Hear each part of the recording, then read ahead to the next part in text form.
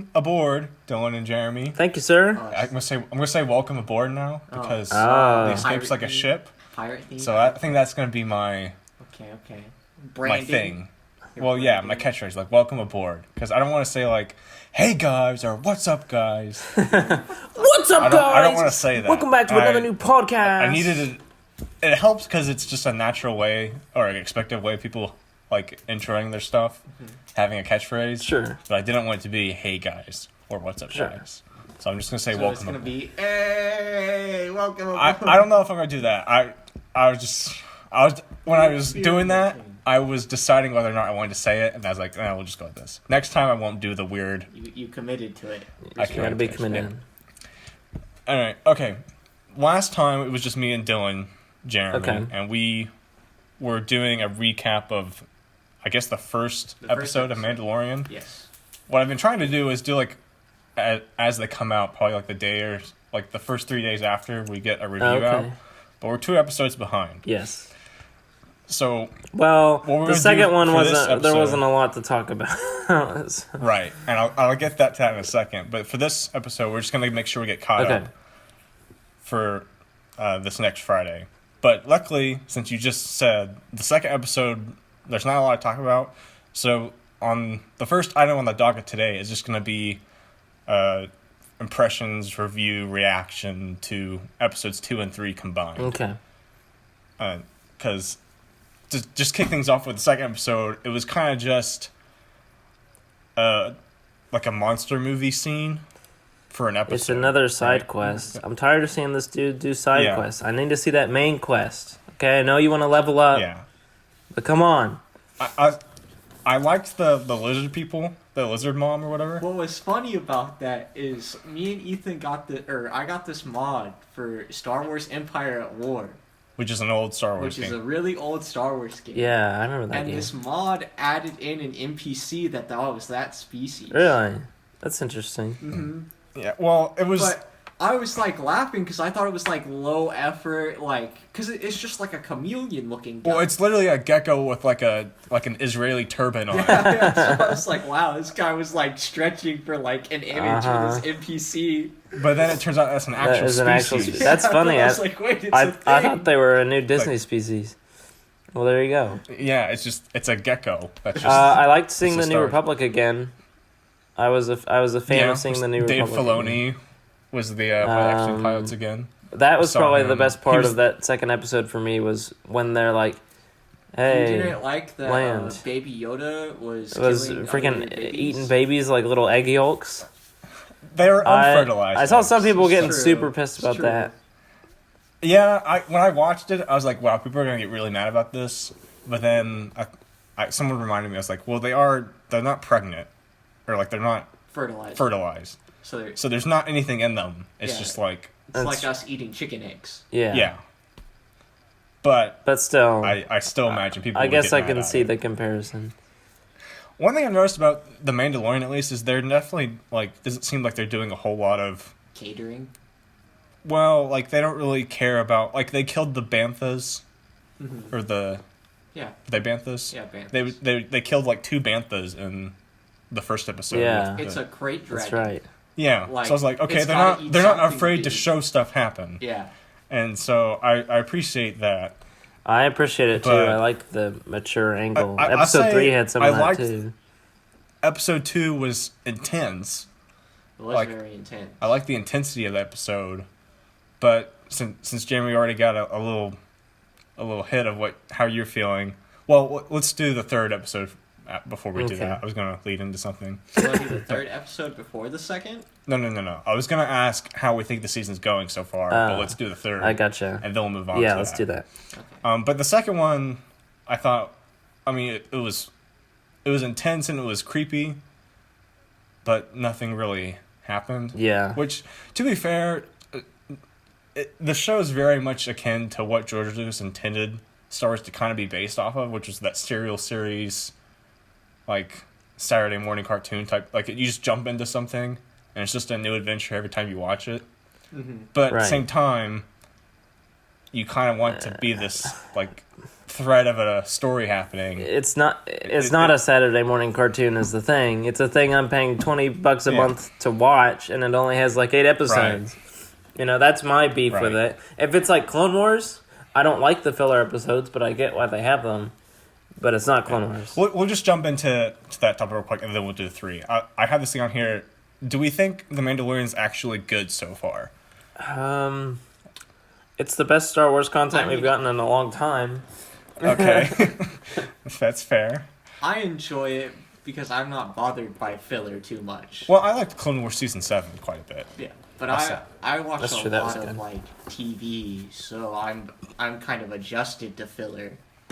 Right. I think because the thing with when people say filler, I think sometimes that's true, and sometimes you kind of just want to.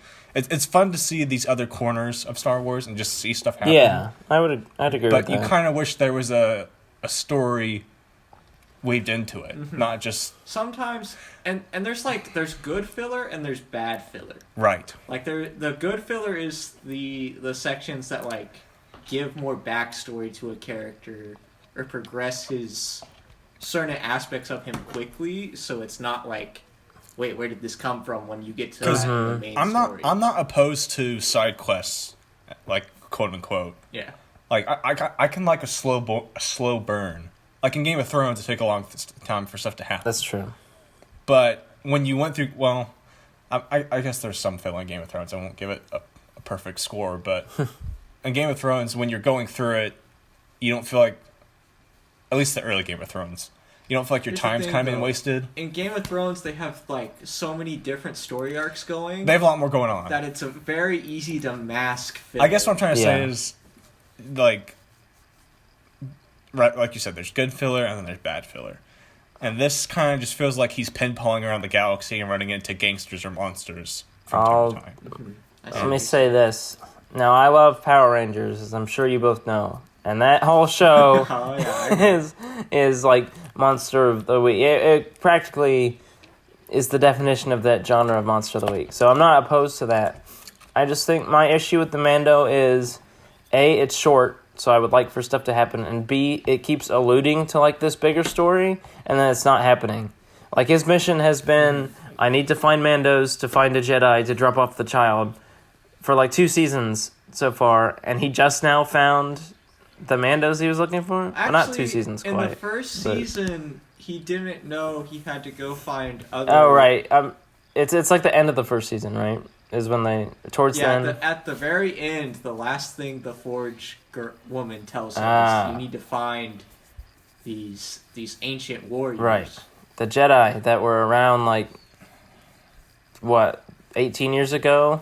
Those old ancient warriors?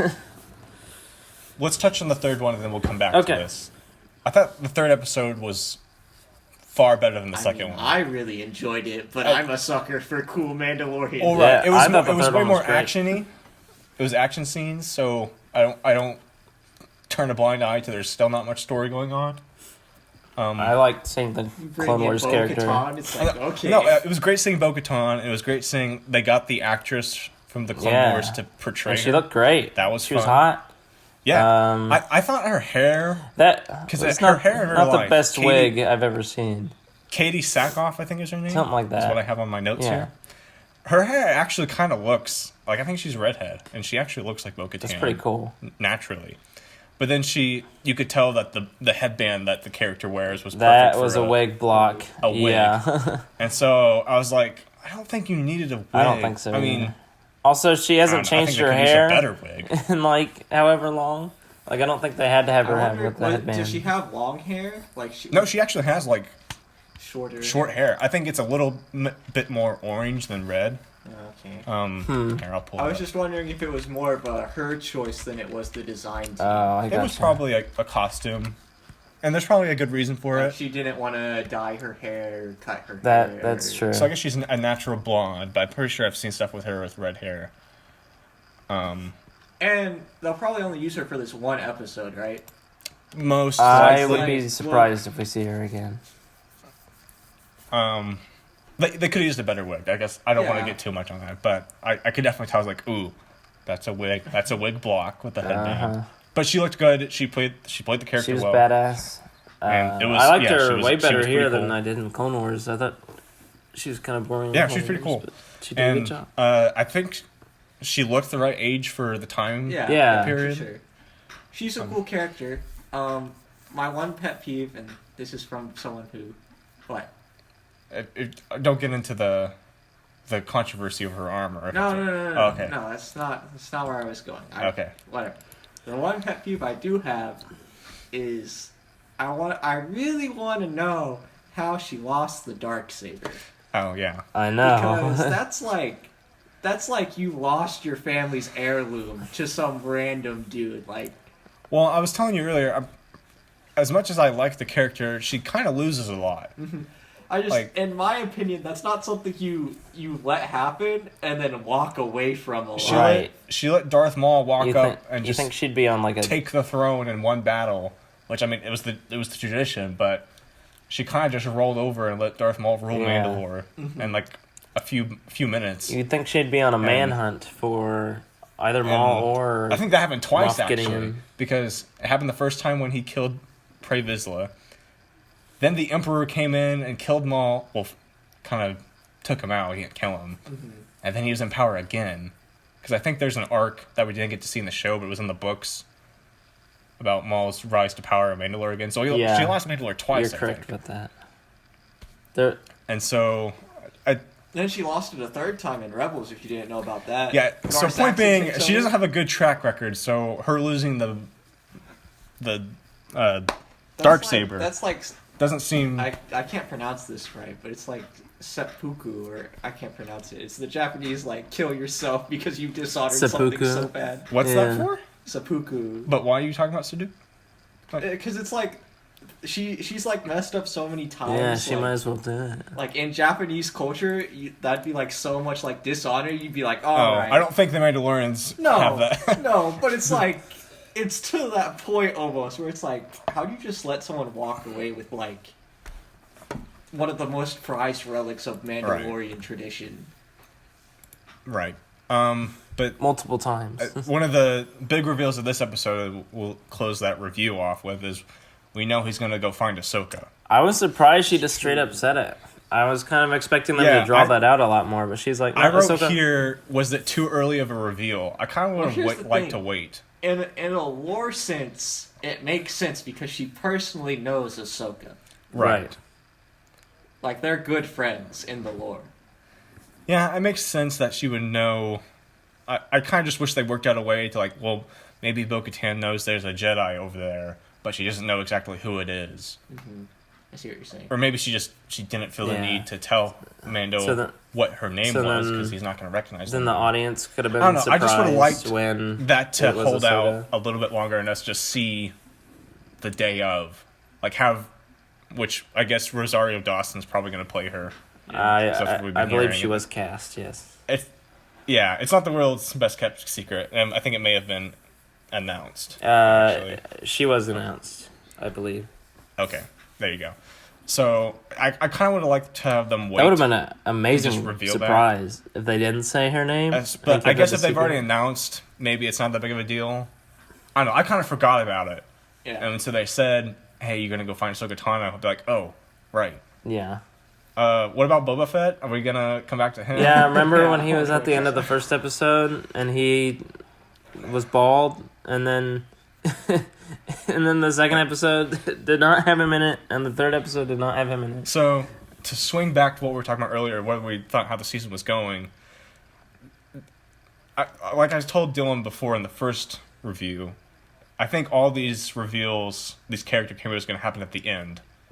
At least Boba Fett. I think he's going to be the That's finale. how it seemed like it was in the first season too, is that it was all kind of building up to this amazing finale episode with Moff Right. Gideon. I feel like I definitely don't think we're seeing Ahsoka in the next episode.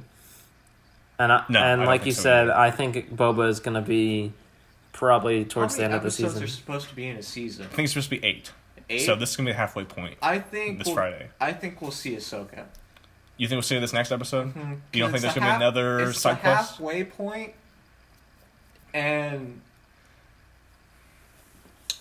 I don't think he'll get rid of the child as soon as he meets Ahsoka. I don't think he will either.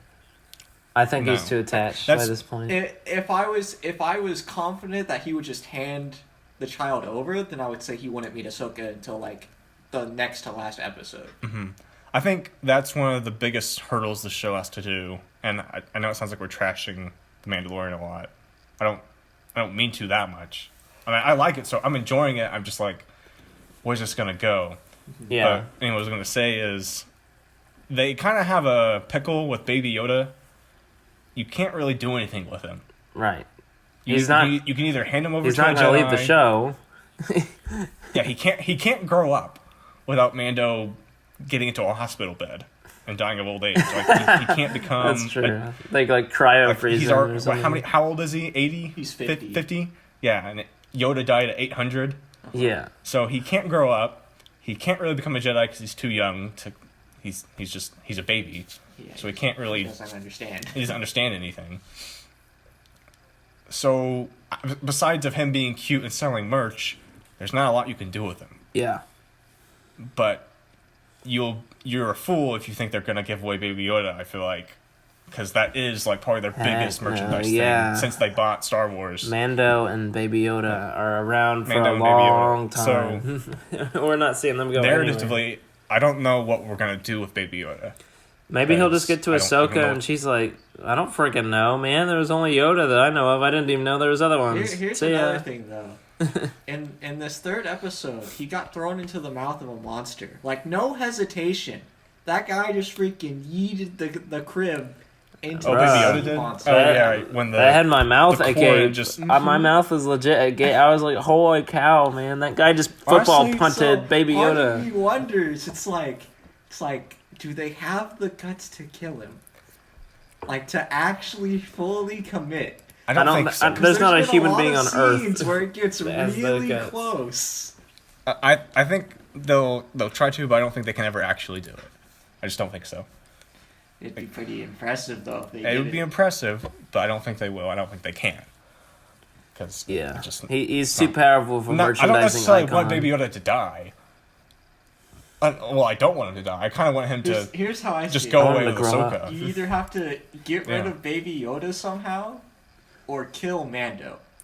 Well, because you're eventually going to get to the point where it's like, okay, it's getting kind of stale that it's always, I have to protect this child, people are coming after me. Well, right. Yeah, like how long can you do let's just take Baby Yoda around and run into gangsters and monsters? That's the problem. You can't... Let's put... Like I said, he can't grow up and he can't become a Jedi. Let's put Baby Yoda into a hyperbolic time chamber and he can become young adult Yoda. Time. And there's learn too much of it. Learn life lessons.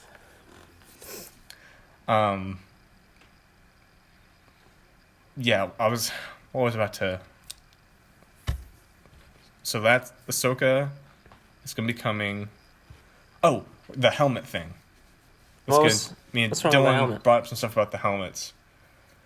Okay, go for it. We learned in this episode that the helmet rule for Mando is just like it's like a cult thing or something. Apparently he's part of Death Watch, which I think we knew that from the flashbacks. Well, here's the thing.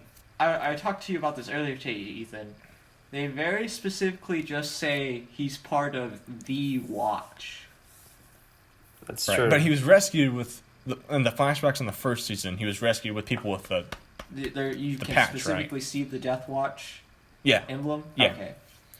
So I assume his clan and the underground is also Death Watch. I was just thinking, like, from what we've been shown of Death Watch, they're very much like the mercenary, gung-ho, take back Mandalore, let's start a war, like they're classic Mandalorians, Mandalorians of war fighters. Was that Pre Vizsla's group? In this episode, was he Death? In this episode, Bo-Katan offers him to help them take back Mandalore, and he's like, "No, I got this other thing." Which you could just run down to okay, he's being honorable to his first promise. Mm-hmm. But I'm like, is his group the same Death Watch that were shown in past media? I think so. But for now, let's assume it is. Let's assume that his clan is the remnant But Death Watch in the old media also took off their All right. helmets. If she says it's a Death Watch thing or a Watch thing, Pre Vizsla and his clan remove their Yeah, helmets. I was gonna say, All the time. Pre Vizsla moved his all the time. Me and Dylan have talked about this before. The show kind of has a problem of figuring out their helmet thing, because pretty much every Mandalorian we've seen up until this show happened, Right. they've removed their helmets at some point. The Fetts did it. Jango Fett, Boba Fett did it. Yeah, right. And Pre Vizsla did it. People on Mandalore did it. I'm betting the Watch is different because Maybe it's like a sect of the Night Watch. Like, the Night Watch is a sect of the Mandalorians, and then his watch is a sect of the Night Watch. He's in a tiny I mean cult. the Death Watch. Sorry. What did I say? Night Watch? The Night's Alright, Watch Game of is Game of Thrones. Thrones. Yeah, Jon Snow. Yeah, sorry. Death Watch, yes. Yeah, because another thing, and you could argue that the Death Watch is like a religious faction, but they also specifically state that like the Watch is like a religious cult almost. Like I think Bo-Katan says something about them being a religious. Yeah, I'd say there's a zealots. fair chance that this watch is like a rebirth of Death Watch. They're not the Pre Vizsla Death Watch. Maybe because post he's no longer his there. death, they had like a reformation. It's been a long time, It has been a while. so there probably could be some reformation there, and they do seem. No, but here's the thing: they had to be around during CIS days too, because they saved him from a battle droid attack. A rebirth, not a emergence. So you're saying they were the original Death Watch? He died. I'm and saying that reformed. it's still like it's the Death Watch clan that we know, but they've changed their code. Like they don't believe in the Pre Vizsla Okay, I see what murder you're of saying. people, rule tyrannically on Mandalore. They're like, no, we're gonna keep our helmets on. We're gonna do whatever. Okay, Keep the foundlings alive. I see.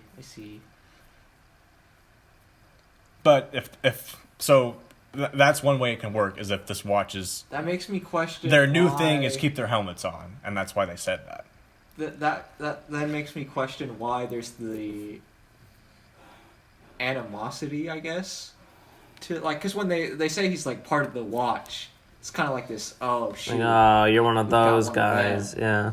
Yeah, like they have a kind of sort of an animosity to him, where it's like if they had reformed, it'd be like, oh okay, Yeah, so they have a bad rap still, is what you're saying. Yeah. It seems like. yeah. He had animosity I don't towards know. them too. I guess that's why we're gonna It have seemed to like we're gonna have to it wait and figure out. It how seems they- like Protestants versus Catholics almost. You know, just like, oh, dirty Catholic, ew, it's Capulet versus Montague. Irish. Also, it seems like no one told him that like, hey, there are other groups of. Like, I get the feeling that like his group sees themselves as the only true Mandalorians. I think he implied as Yeah, much, maybe. if I recall. He said Yeah. like the only way is the Mandalore way, or something like that. Yeah, Yeah.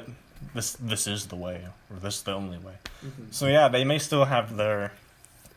I don't know. They're gonna have to answer that, or as we've seen time and time again in Star Wars, it's the rule of cool. That is over- very, very, And very at the end, true. he seemed a bit more open to the idea because at the end, like when the first time she says this is the way, he kind of like gets annoyed.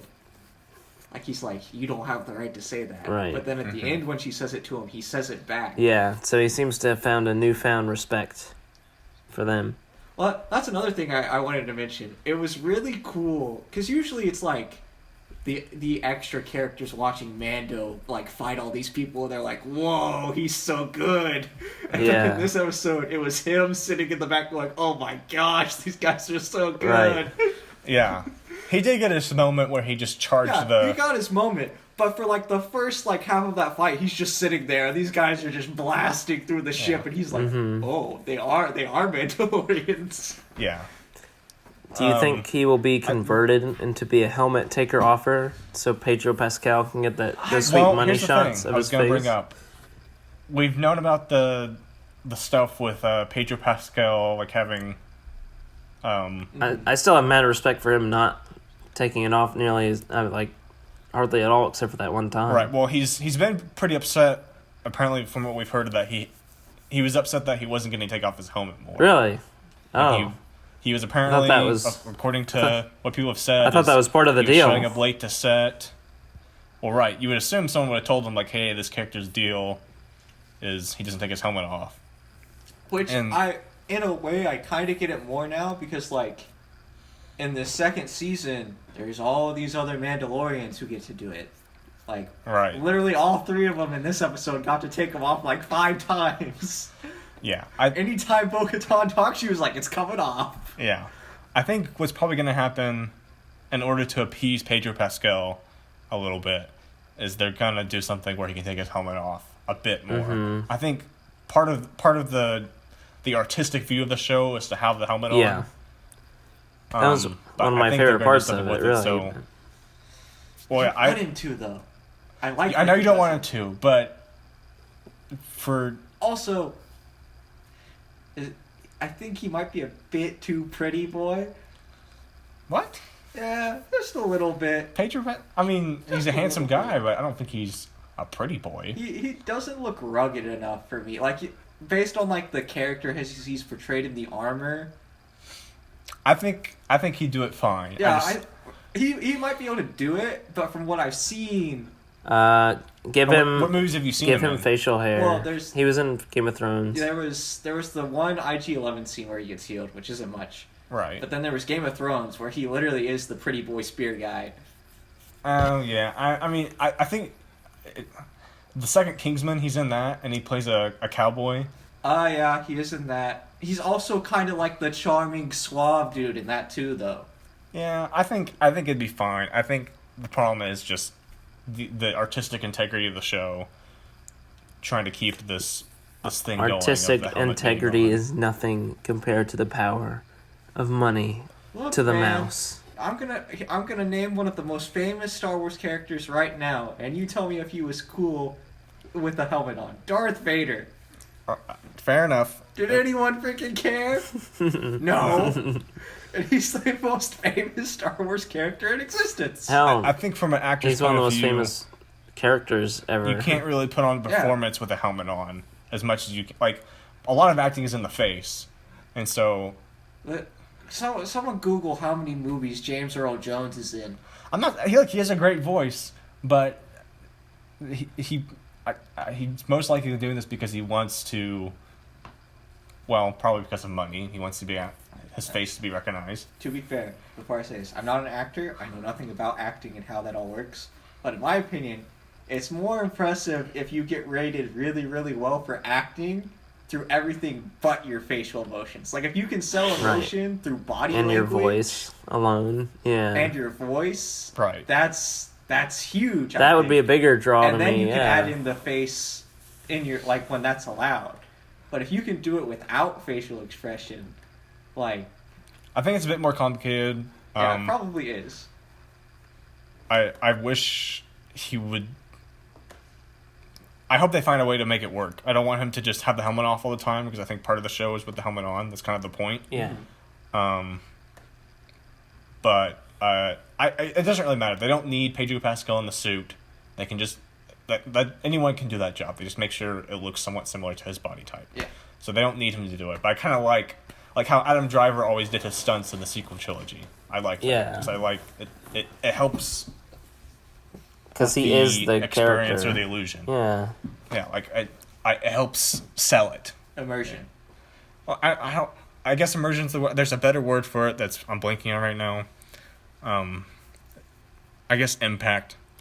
Well, if you know it's a different guy, that breaks immersion. Right. Yes. I guess, especially if you can see their face. Like, I'm watching Keanu Reeves do kicks as Neo in The Matrix, and I know it's him, so I know it's Neo doing it because it's him. Yeah. You know what I mean? That's the good thing is that you get to show that you get to put the camera. You get to show the person's face. Yeah. A lot of times you won't see the character's face, or it'll be moving so fast that you can't tell. And so when an actor does their own stunts, you get to have more shots and you get to see that stuff.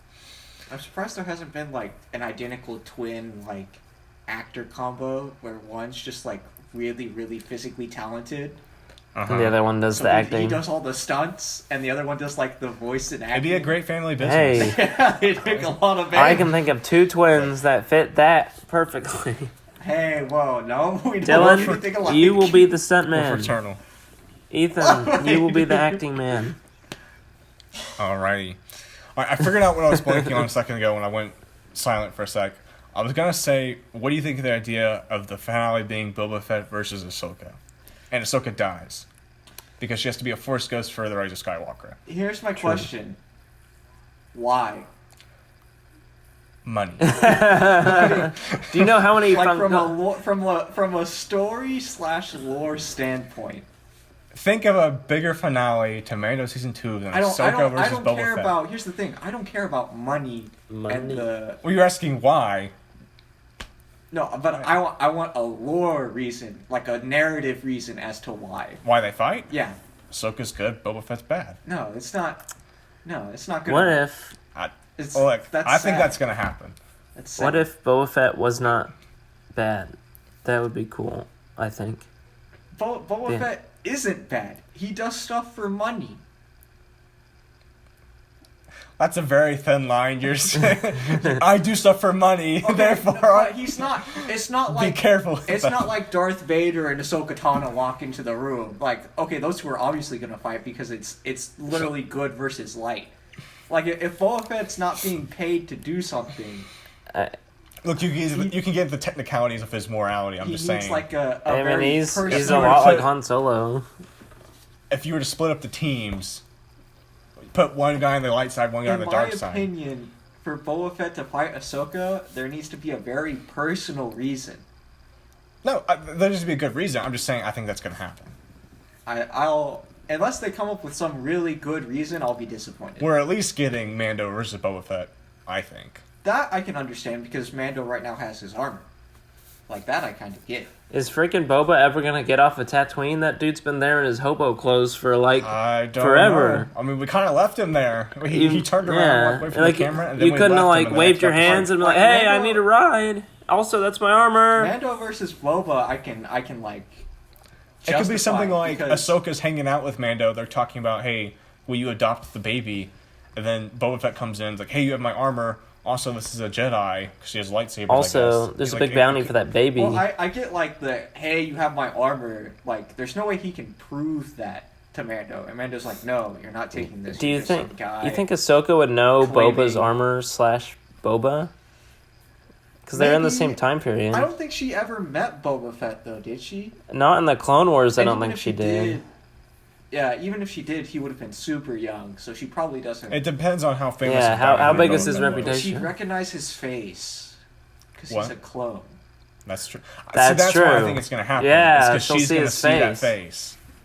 That gets me excited for that confrontation. If she's like, "Yo, that's why you look like Captain Rex." She could like jump and be like, "Oh, hey, he's Order 66 here to kill me." Okay. That would be. I think that's what's sick. gonna happen. Like, that could work. You got me kind of excited for that now, but I don't want Boba to die. I mean, I know he will. Again. Yeah. yeah. I've been waiting for Boba to come back since I was a little. I don't lad. want him to die, but I don't really want like a spin-off show called Boba Fett. Heck no. Like that'd be freaking lame. This is the Boba Fett show. Yeah. Like, this is our Mandalorian show. Right. I don't need. I'm also, for anyone who hasn't looked it up, Boba Fett does not have the increased aging gene. Right. That's why he's a he's kid. not Right? super duper Yeah. old. Oh, I forgot about that. I totally forgot about that. Yeah. Because that was Jango Fett's thing. Was like, hey, you can use my genome. I just want an unaltered clone. For his son, yeah. Yeah. So for anyone who forgot about that, I think that's what's going to happen. there's your reminder. Ahsoka versus Boba Fett. You think Rex is still alive? Because he was at the Battle of Endor. Here's the thing. If you're bringing in Tamara Morrison, just phone in D. Bradley Baker. I know he'll do it. In fact, you probably have an archive of his voice lines. Because he's done it so much. In. They could probably make an AI to simulate his voice. They're about to do a whole show with a cast of one person, and that's going to be him with the Bad Batch. Bad Batch show. Right. Man, Sorry, just smacking my legs in front of the mic. Dude, imagine being getting hired to do a show. It's like, all right, here's the cast. It's you and you. You're just gonna be locked in a sound room and you're doing the whole thing. And you. And one more. You. We'll bring in James Arnold Taylor to do like the voice of Plo Koon for like a mission briefing. But other than that, it's just gonna be you and Battle Droids. Echo's part of Bad Batch too now, right? Yeah. Yeah. I have to say, I mean, that's a topic for another day. I'm not really excited for Bad Batch. I'm just kind of like, The Clone Wars is kind of done. Here's my thing. I know this is pretty biased, but I'm like, where's my Delta Squad? Yeah. Yeah, Delta Squad's bro. the OG. That's who I'd I rather want to have see. Bad Delta Batch. Squad. Bad Batch is the weak I want sauce. Tamora Morrison Delta Squad. I thought the cool like the idea of like Kaminoans tampering. Okay, I think it's cool, but also in Legends, the Kaminoans are very like we make the perfect thing. We don't like. We don't screw Like in around. Legends, the Kaminoans would never go, oh, let's turn up his buff stat really high. They're playing It's around like, on the character no, creator. We make the perfect, They're making Sims. the perfect soldier, and that's it. Yeah. All right. I'm going to go ahead Y'all ready and to wrap this up? call it here. I think we're caught up for Friday. I think so. Yeah. We'll try to do one. I'll try to watch on Friday another to one. make sure I'm ready. And more consistently and more recent. It won't be Oh, the day also, of, just- most Yeah. likely. I just saw it on your thing. Bo-Katan's group is called the Night Owls, I'm pretty sure. I'm like 90% Right. Well, I was sure on looking that up earlier. I was like, okay, I know they're called the Night Owls when she defected. I don't know if they're still that. I would say they are because she still has that like iconography. Yeah, she going had on. the helmet paint Mhm. of it. So, but yeah. Thanks guys for joining me for today. Absolutely. We'll go ahead and sign off Captain. here. We'll make sure to join. Thank you. Probably Anchors away. early Oh. next week. Early next week, maybe over the weekend. We'll do the next one. We'll go ahead and end it for today. Thanks, guys. Are we going ashore? No. But I'm hungry.